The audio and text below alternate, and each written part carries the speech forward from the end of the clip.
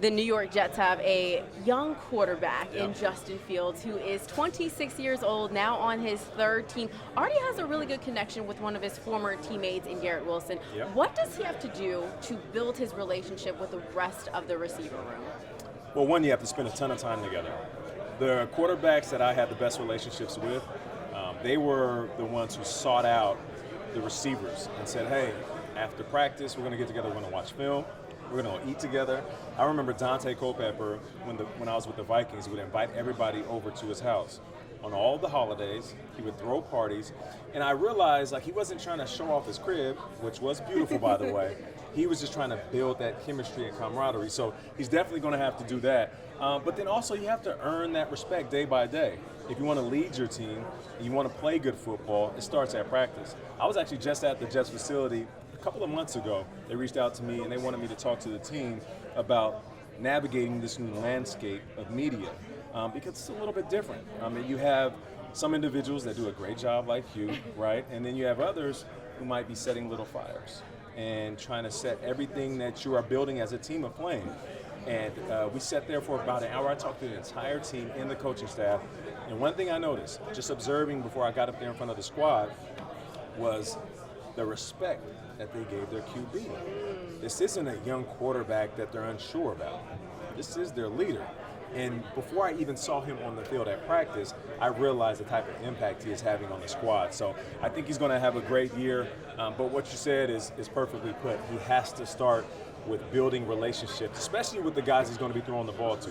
Offensive line is one thing. We know he needs to be on the same page as them. But when it comes to receivers, tight ends, running backs, that stuff, that chemistry, it takes place outside of the game. Credit to Aaron Glenn for bringing you in. He No does doubt. that. He does that a lot with the players from the 90s. He'll bring them in, have them talk to the guys, and really help build the culture that he wants to build here. Sticking with AG, obviously it's his first year as an NFL head coach. He had so much success with the Lions as a D coordinator. When you're a defensive-minded coach, how do you come in with a quarterback who's in the first year with this team and help him thrive? Well, one, you're going to have to lean on the understanding of the coaches that you hire.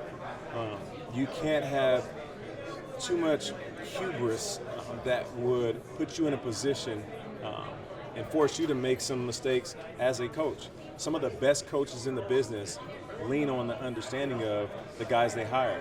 I mean, you mentioned the Lions where he was at. There's a reason why Aaron Glenn is at the Jets and Ben Johnson is at the Bears. That's because Dan Campbell, who was a little bit of a journeyman tight end as a player, and then a special teams-minded coach, became a head coach. But that didn't stop him from giving Ben Johnson the keys when it came to running the offense, giving Aaron Glenn the keys when it came to running the defense. So I guarantee that Aaron Glenn is going to take that same type of philosophy. Listen, when it comes to situational football, understanding the game, seeing it from a macro view, knowing what the defense and offense and special teams are doing, Aaron Glenn got that.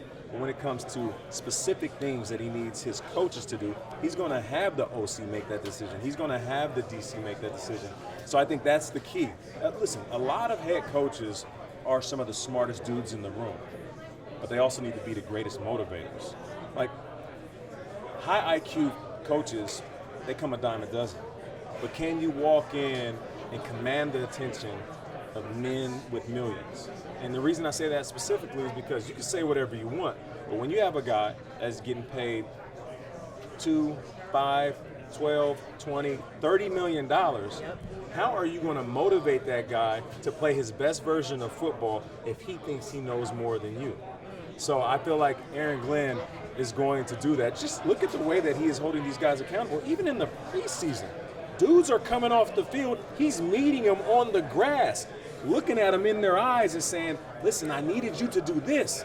You did that. Let's fix that for the next play. Like, that type of accountability in the preseason, that just shows they're on the right track.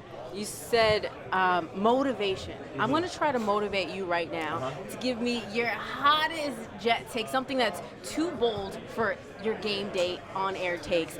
Bolder than me wearing all white in New York City on the train. That's very bold. That is very bold. What is your no stains yet? Nah, you good. No stains yet. What is your boldest New York Jets take for how they will end this season? My boldest New York Jets take is that they will be a double-digit win team, so 10 wins or more. That's already bold enough. See, I have to stop right there. But I'll also say, If Justin Fields stays healthy, he will be a Pro Bowl quarterback. Ooh, that's so good. Transitioning briefly to the Giants, they've got a new quarterback in Russell Wilson, the veteran. They've got a young man, rookie behind him in Jackson Dart. A lot of people have questions of how this offense will look. What can Jackson Dart learn behind Russell Wilson, since he is not a game one starter, but has this veteran to soak up knowledge from? Well, learning from a guy like Russ who has been through it, not just successfully as a quarterback, but also has been through the ups and downs, the roller coaster ride of the NFL. Like, you get to see what the NFL really presents to you. Talk to a guy who has been at the mountaintop, knows what it's like to run through the best quarterbacks in the league and then go win a Super Bowl.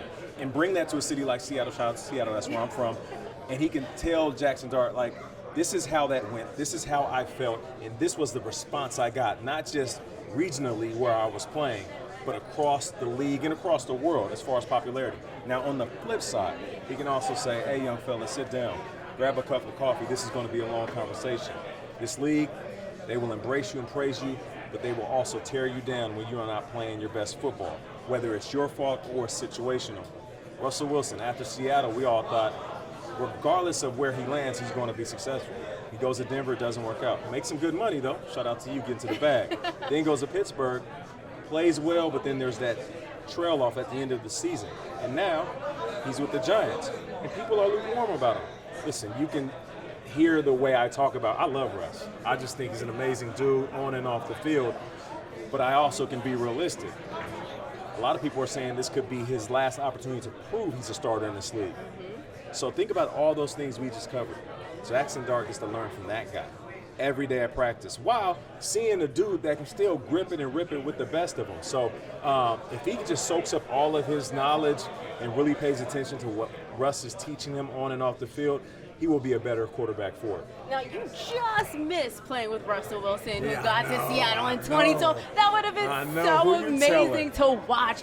What can the Giants receivers expect from Russell Wilson when he looks up and throws that deep ball that you know is coming? Yeah, he throws one of the, if not the prettiest deep ball in all of football. I mean, the loft on it, the way that it comes down, how tight the spiral is. There's a lot of quarterbacks that they throw to you like they're trying to throw through a brick wall. Not Russ. Like, he knows exactly where to put that ball, especially on the fades and big posts. So they're going to love that from Russ. And then I saw Russ recently. Actually, we were at the Met Gala.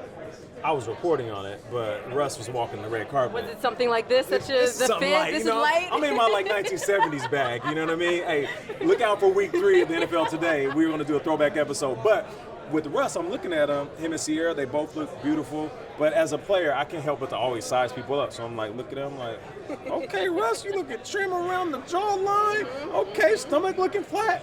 So for me, I'm immediately thinking, Russ lost a little weight, put on some muscle. He wants to get back to a guy that can negotiate the pocket with his legs.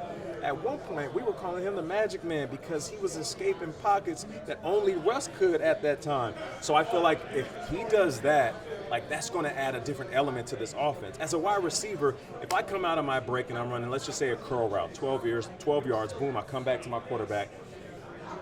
If I beat my cornerback, like, that's one route. But if my quarterback scrambles, that gives me a secondary route to beat a guy who's already trailing me. There's no way you're going to stop me. That's why receivers that play with Josh Allen or Patrick Mahomes or Lamar Jackson, they always make big plays because it's hard to stop me running one route.